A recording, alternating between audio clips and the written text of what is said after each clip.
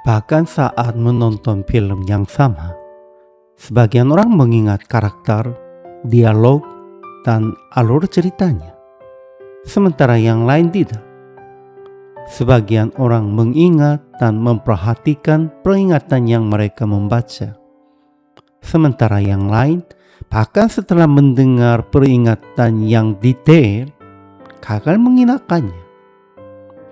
Ini karena orang memiliki tingkat konsentrasi dan fokus yang berbeda. Meskipun sedikit berbeda, perbedaan antara mereka yang mengalami mimpi kenabian dan mereka yang hanya mengalami mimpi tanpa makna adalah serupa. Mereka yang memiliki daya spiritual yang lebih besar merasakan bimbingan melalui mimpi, sementara orang biasa hanya menganggapnya sebagai mimpi sehari-harinya.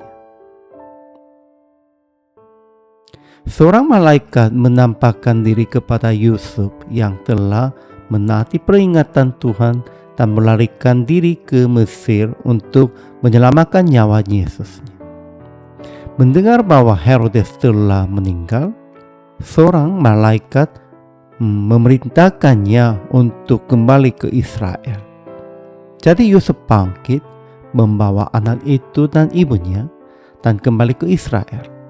Namun setelah mengetahui bahwa Herodes Archelaus telah menjadi raja Yudea, ia kembali mengikuti instruksi dalam mimpi dan pindah ke Galilea, menetap di Nazaret.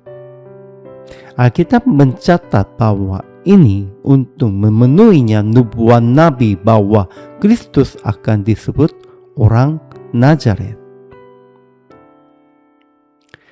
Sejarah mencatat bahwa Herodes Agung memerintah selama 38 tahun dan meninggal karena sakit pada tahun 4 sebelum Masehinya pada usia 70 tahun.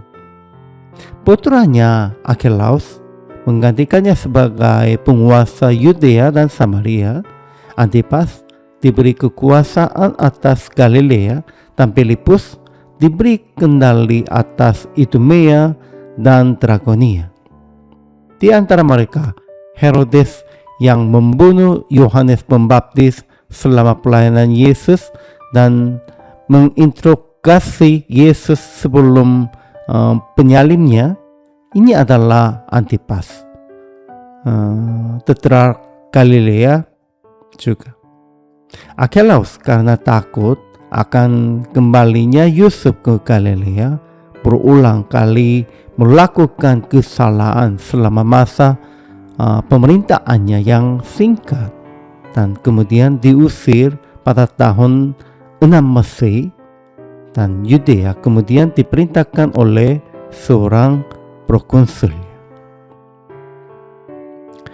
Menurut Alkitab, Yusuf paling sering bertemu dengan utusan-utusan Allah selama periode antara kelahiran Yesus dan pemukimannya di Nazaret. Sementara Maria menerima satu wahyu bahwa ia akan mengandung Yesus. Namun Yusuf menerima 4 mimpi bimbingan lainnya ketika ia mencoba untuk diam-diam mengakhiri hubungan mereka setelah mengetahui kehamilan Maria, dan ketika ia melarikan diri dari Bethlehem ke Mesir, ketika ia kembali ke Israel, dan ketika ia kembali ke Nazaret. Yusuf menjalani hidup yang penuh dengan kebangkitan spiritualnya. Itu membedakan antara mimpi yang berasal dari fenomena psikologis dan mimpi yang diberikan oleh Tuhan. Sama seperti Yusuf, seorang tukang kayu biasa, memiliki kemampuan spiritual untuk memahami dan menaati petunjuk dari mimpinya.